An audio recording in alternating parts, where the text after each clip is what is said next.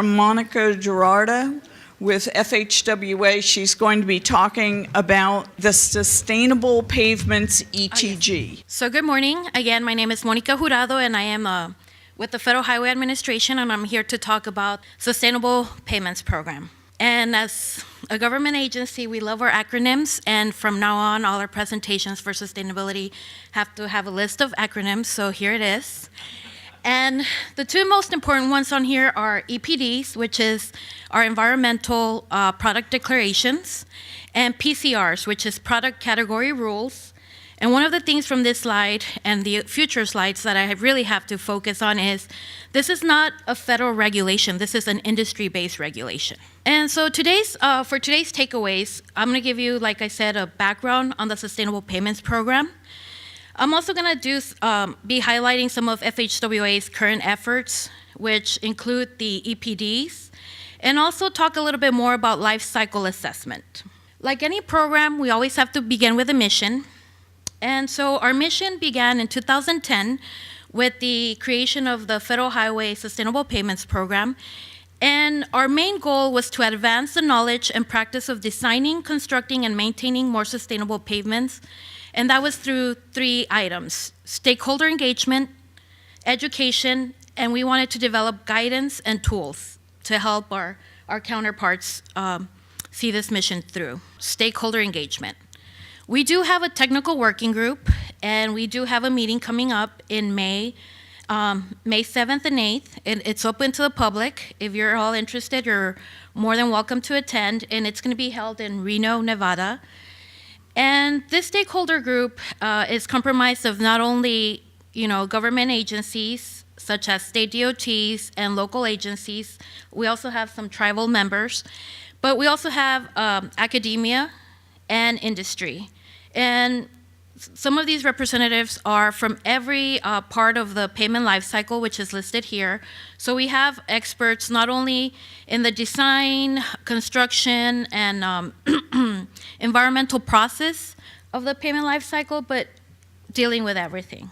When we talk about the Federal Highway Sustainable Payments Program that began in 2010, our first thing to do was we wanted to make sure that we didn't call this a new program, that this was nothing new, even though now we're about 9 years old. At that time, we were fairly new, but we've been doing sustainability throughout many years. I've heard 20 years. Some of these presentations dated back, I saw some dates from 1997, and we talked about recycling being done for a long period of time. So our first accomplishments from this program was benchmark the state of knowledge, and this was through our Towards Sustainable Payment Systems. It's a reference document that we developed where we put together all the information that was out there in terms of sustainability for pavements. We also have a pavement lifecycle assessment framework document. So these were our two main success stories. And third was our website, which is at the bottom, where you could find more information and you could get a copy of these documents, meeting minutes, technical briefs, all information in regards to our program that could be found at this location. We also have pre-recorded webinars, and we also have presentations available on there. And from these two documents, I did see from Jason's presentation that they had a sustainability definition from 1997.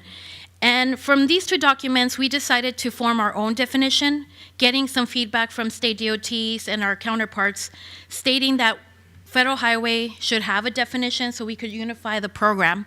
And so we did copy somewhat of that definition that was up there, and that definition was even listed in our Towards Sustainable Pavements reference document, in meeting the needs of today without compromising the needs of the future, correct? And so our definition is along the same goals. We want to achieve the engineering goals. We want to preserve and maybe ideally restore surrounding ecosystems. We want to not only use the financial, but we also want to look at the human and environmental resources and that they be used wisely. We want to make it a true sustainable program or project.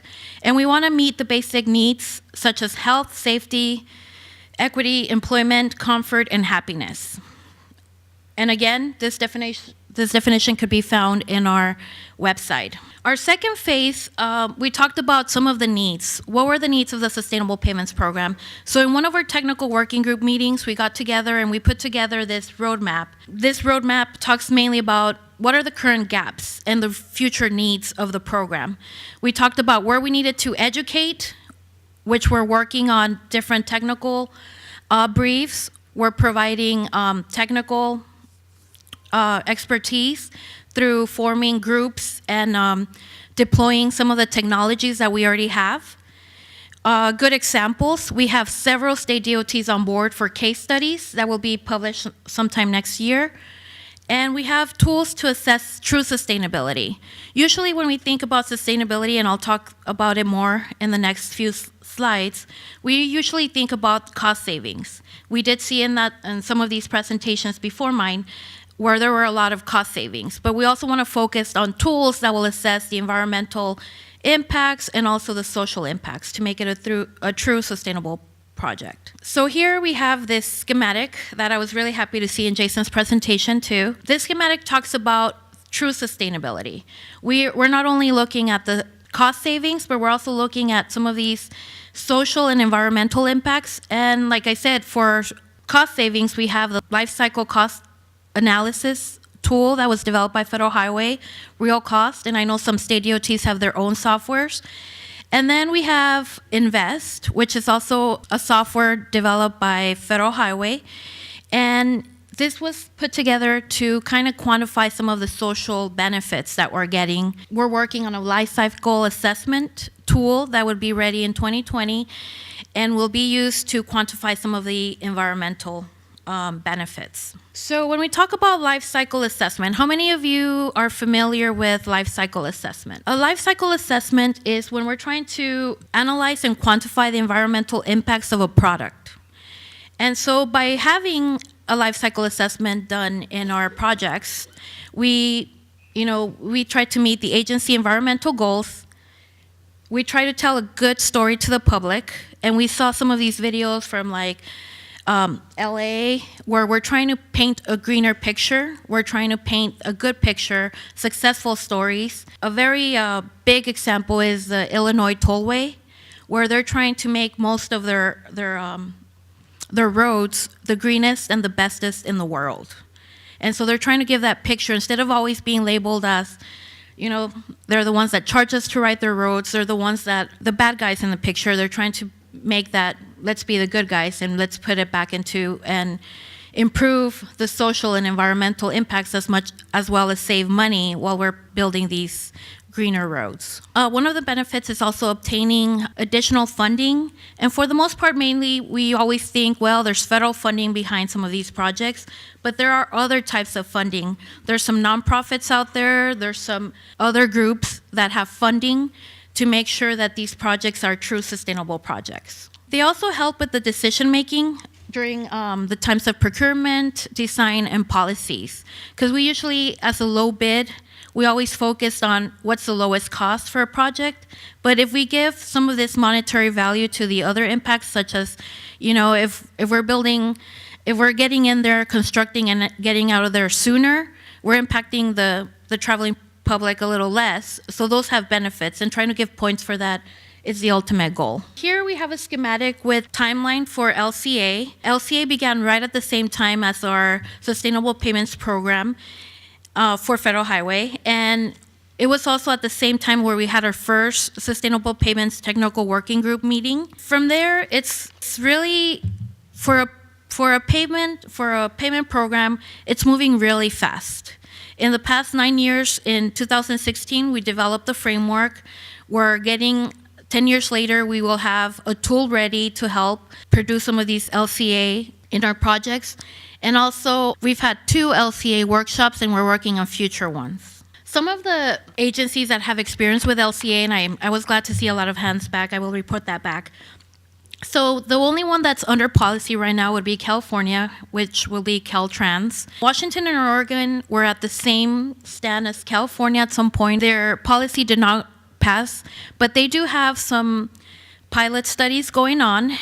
So I have here under pilot studies, I do have Washington State, and it's not mandated, but they are doing a pilot study through the University of Washington, and we have other states like Minnesota and Arizona who are doing some case studies. Texas, Illinois, and Oregon, they're trying to benchmark some of their goals and what needs to be done for LCA, and other DOTs such as Louisiana and the Illinois Tollway are developing their own LCA software.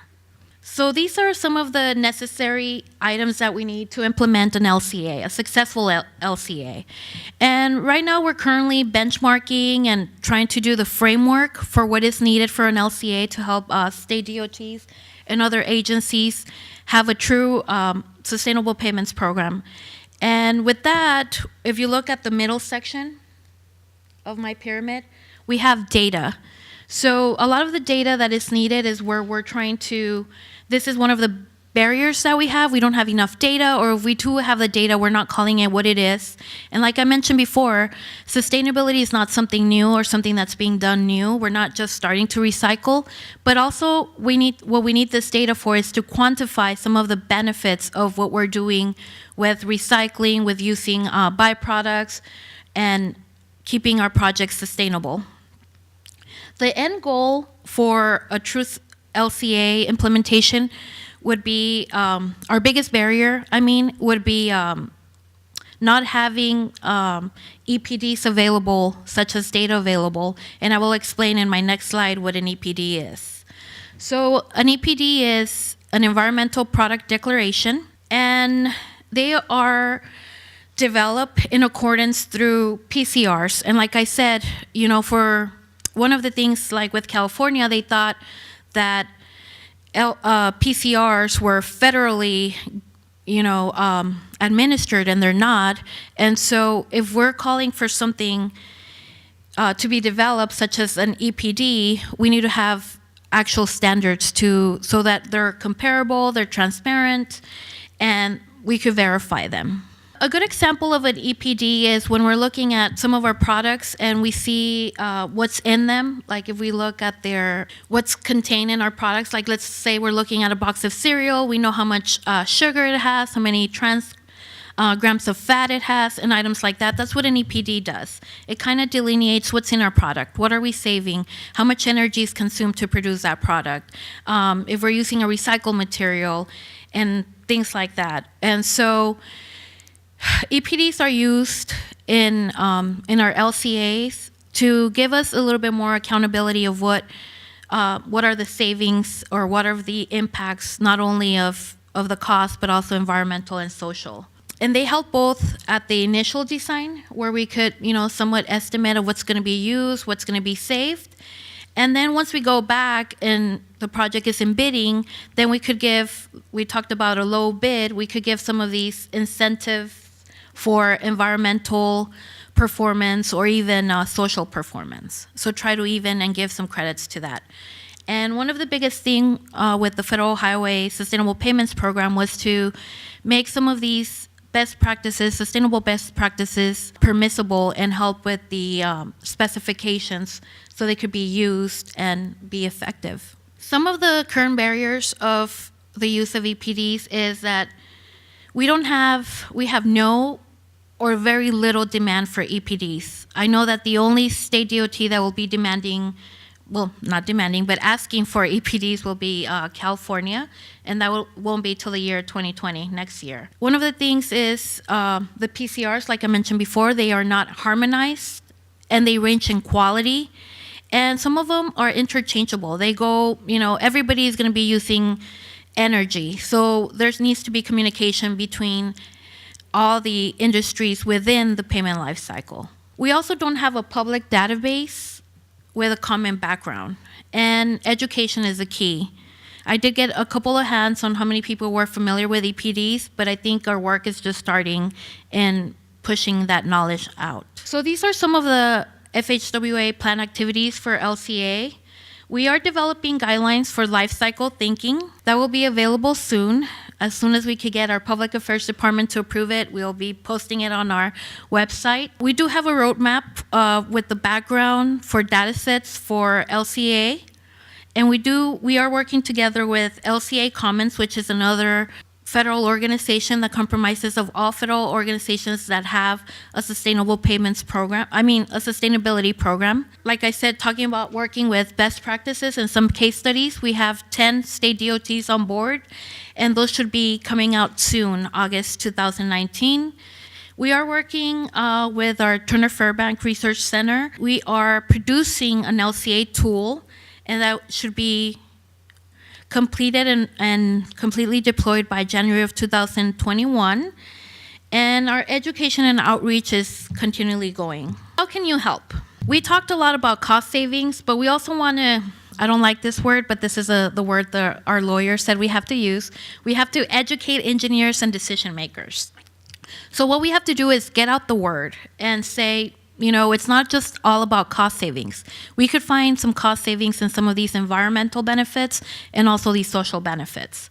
We want to promote sustainable approaches, some of the assessment techniques. We want to advance the practice of quantifying sustainability, such as by improving the quality of the PCRs and begin making some of these EPDs. We do have a PCR for payment preservation, and this is one of the big reach out that we could do here, or this group, if anybody's interested. It expired back in 2011, and it needs to be updated. And so that is something that could be pushed forward, and we could get that updated and keep on working to quantify some of these benefits. And with that, I'll leave you the contact information with our Sustainable Pavements Program Manager, who couldn't be here today, and she sent me out here to talk to you guys. And if you want more information on our program, we have our website, and here we have, again, Heather's contact. She's our headquarters contact, Dr. Siva, who's our Turner Fairbank contact, and myself, who I am the Resource Center contact. Any questions? As far as I know, if I'm not mistaken, there are more than 10 LCA tools available right now. So this is background information. And also, my understanding from your presentation, I'm not sure, I don't know details of that tools that Federal Highway is coming up with. Is it going to look at just a payment that is laid down to end of its life? For example, Jason just showed us today that for cold-in-place recycling, there's no heat, so there's no gases that release to environment. Within that two contexts, how do you evaluate that? What is it that make that tool different than other available? And is it gonna cover pre-construction process in terms of life cycle assessment? Thank you. So your first question, if I got that right, was about the softwares that are out there, right? So we have University of Illinois has their own software, Washington State, and California. So the creators of these softwares are part of our technical working group. So we're aware of everything. When we did all the benchmarking and looking at the state of knowledge where we looked at all these softwares. And one of the biggest feedback from our technical working group was that they looked at Federal Highway for guidance. They wanted someone to unify some of these softwares and kind of have a base for these softwares. So what one of the softwares doesn't do, we're trying to incorporate into this Federal Highway software. And the other difference will be that this will be a totally free software available to all government agencies to use. That was one of the requests from the technical working group. The other difference is that most of these softwares that are already out there are their database is not public, and they are very region specific. And what we're trying to do is more of a bigger picture that covers all our states and territories, because one of the case studies that we have for this software will be Puerto Rico, to become a little bit more resilient and look at some of the resilient properties. And your second question was, so what our software is going to be looking at is what we like to call cradle to grave, from pre-existing to final product and to end of life, and then starting the cycle all over. So it'll be a kind of like a 360 cycle looking at. So from your point of view, and the EPDs and the PCRs, is that there's no requirements to use those? It's simply defining. I'm trying to understand, make sure I understand.